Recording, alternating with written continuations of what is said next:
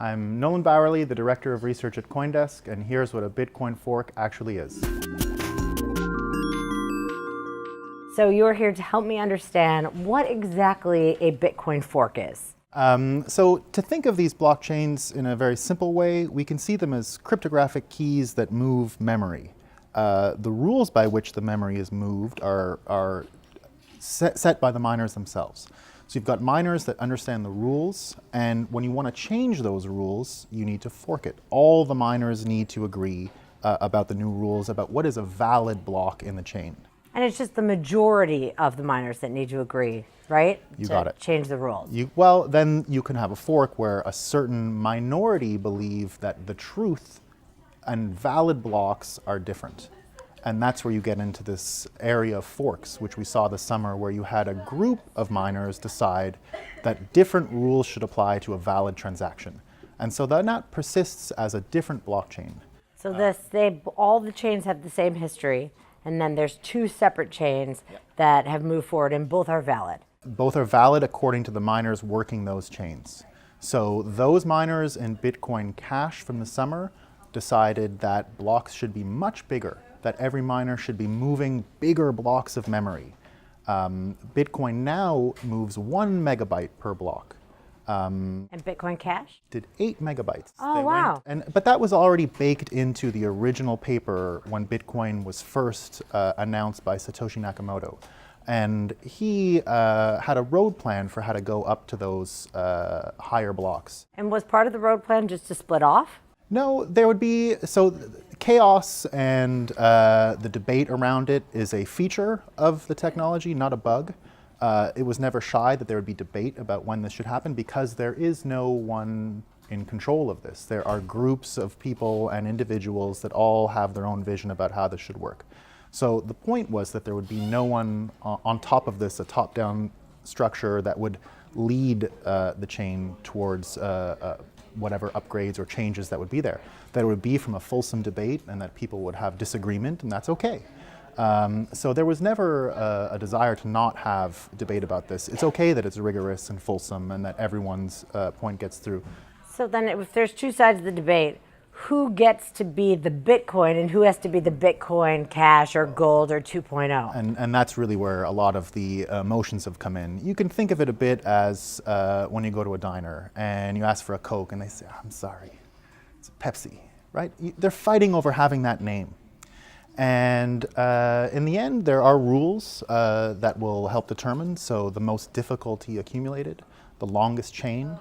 And so help me understand, if I have a Bitcoin and a fork happens, what happens to me? You get both. I get both. You get both. And it depends how you're holding it, right? Yes, it does. Like if I'm actually holding it correct, and I have a key and all of that, then I get both. So there are some exchanges who were uncomfortable with the development work behind Bitcoin Gold, a fork that's in the process of happening. And they said they weren't sure, they haven't seen the code, so they're not even recognizing that one. So in that case, if your keys were stored on an exchange that doesn't recognize Bitcoin Gold, a third fork that we haven't talked about, then you're out of luck. You have to have those on your own. So what are they going to do with them? Because they're going to get them, right? True, and there is quite a bit of debate about that, and that happened with Bitcoin Cash over the summer, so that just becomes an issue of customer service and how much customers are fighting for what they believe to be their own property. And we saw that, and a lot of lessons were learned over the summer, because this is new, and there was nothing on the part of the people who didn't offer that for Bitcoin Cash over the summer. But they learned, a lot of these people learned lessons and said we have to do better and provide better customer service, because they certainly heard it and got feedback saying that this was not given to them and they were not happy. I got one of those emails. Yeah, you got it. Yeah. So if a Bitcoin splits and you have a Bitcoin and a Bitcoin fork, let's say, because I don't want to use a specific one as an example, and my Bitcoin was worth $5,000 at the time, does the price of my Bitcoin now lessen and some of that value? Does this split in half? Are they both worth $2,500?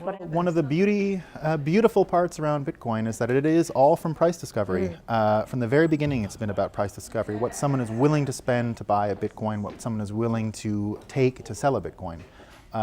So in that case, when it happened with Bitcoin over the summer, Bitcoin went along without barely noticing that Bitcoin Cash was created.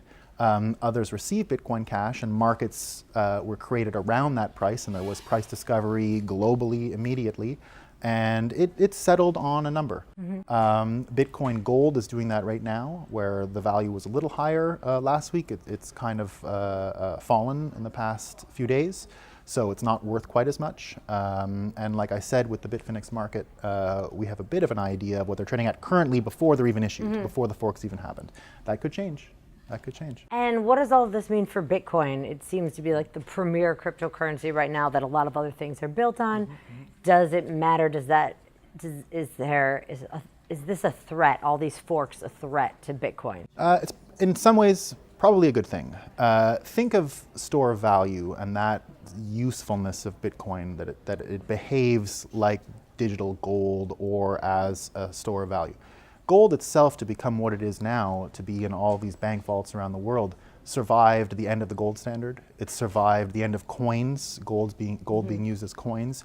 It survived the rise of paper money. So it fended off all of these other challengers, let's say, and is what it is today. So every day, what we call the honey badger survives. Every day that Bitcoin survives, it fulfills more and more of this quality of being a store of value. So I don't think that's going to go away. I think it strengthens Bitcoin. We have this idea of anti-fragility. So the more it survives, the more reputable it becomes. And I think we're seeing that. So every time it doesn't get killed, it's made stronger. It always picks the longer, the better, the stronger chain with more people. You got it. You Great. got it. Yeah. Thank you so much, Nolan. My pleasure.